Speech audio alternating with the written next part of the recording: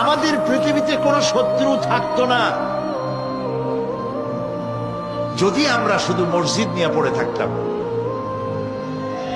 যদি আমরা শুধু জিকির আজকার করতে থাকতাম, যদি আমরা শুধু জসনা জলুস আর গেয়ারা শরীফের মধ্যে নিজেদেরকে লিপ্ত করে রাখতাম, আমাদের কোনো শত্রু থাকতো না। আমাদের শত্রু হলো কেন?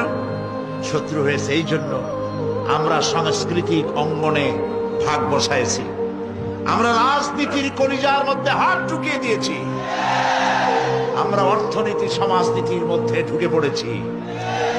আর এটা আন্দাজ ঢুকি নাই, আল্লাহ ঢুকাইছে। সুবহানাল্লাহ।